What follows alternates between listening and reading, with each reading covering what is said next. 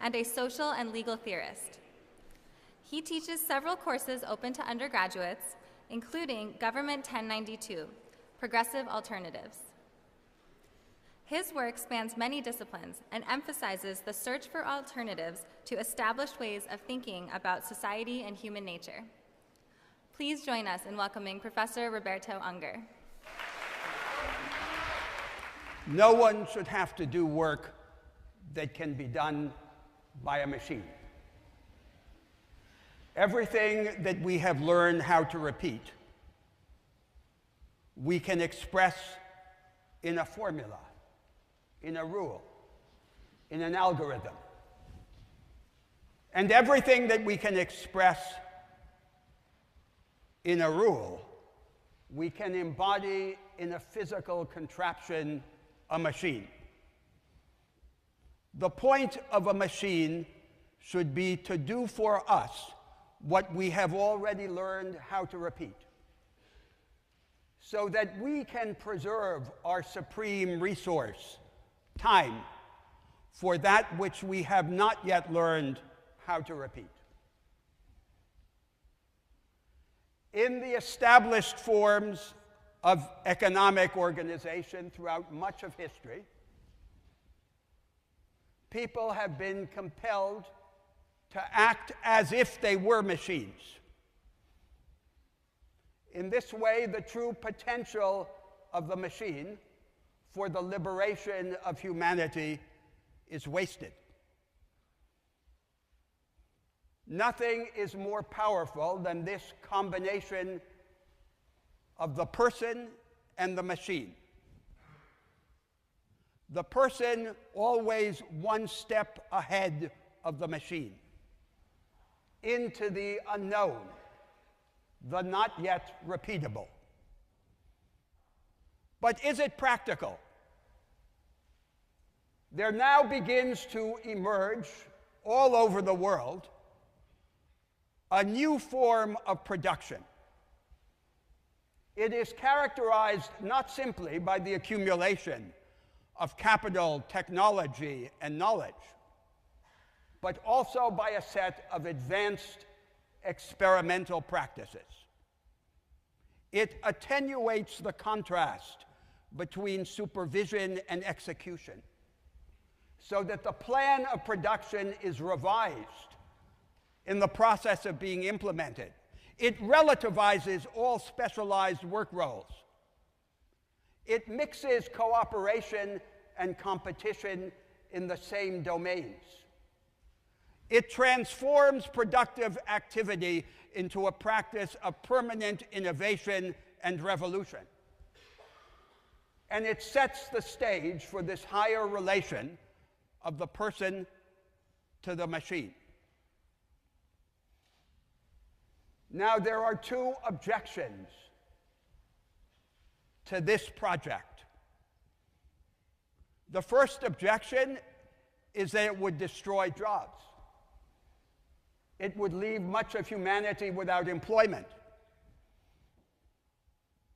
The truth is that, in principle, as it destroys some jobs, it can create many others. Whether in the aggregate it destroys more jobs than it creates depends on the form of economic organization. The situation in which more jobs are destroyed is a special case. What are some of the characteristics of the other case? One characteristic is that the market economy not be pinned down to a single version of itself. That we be able to experiment with alternative ways of organizing decentralized economic initiative and reconciling it with economies of scale, so that alternative regimes of private and social property would come to coexist experimentally within the same market economy.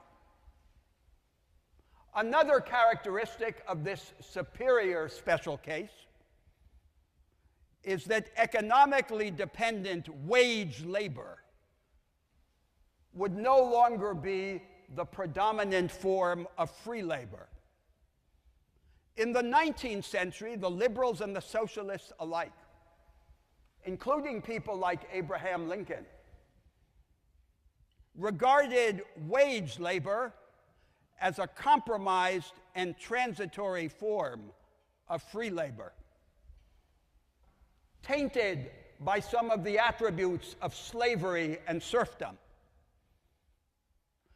The higher relation of the person to the machine is only likely to flourish when wage labor gives way gradually to the higher forms of free labor, which are self-employment and cooperation.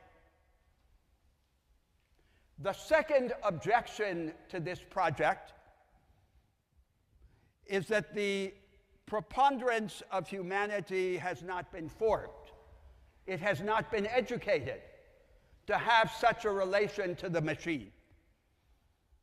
And indeed, this project requires a revolution in education.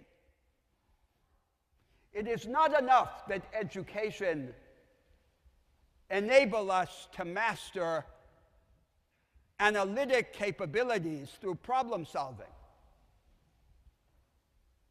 It is necessary that it privilege cooperation in teaching and in learning over the combination of individualism and authoritarianism that still characterizes the classroom. And above all, it is necessary that education be dialectical, that is to say, that every subject be taught from at least two contrasting points of view. Then people will be formed so that the whole of their activity can be devoted to the not yet repeatable.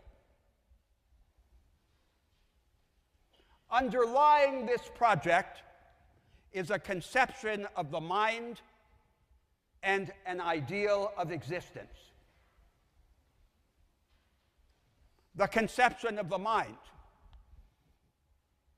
The mind is both a machine and an anti-machine. In one respect, the mind is like a machine. It is modular and formulaic. It is composed of specialized pieces with fixed roles. In another respect, however, the mind is an anti-machine. It is not modular. It is not formulaic. It has the capacity to combine everything with everything else, which we call recursive infinity. And it enjoys the power to achieve insight by transgressing its own presuppositions and defying its own methods. It has the power that the poet described as negative capability. In this second respect, the mind is what we call the imagination. The relation between the person and the machine that I described is one way in which we can turn our practical activity in the world into a tangible embodiment of the imagination. The ideal of existence. As we grow older, a carapace of compromise, of silent surrenders, and self-inflicted belittlement begins to form around each of us.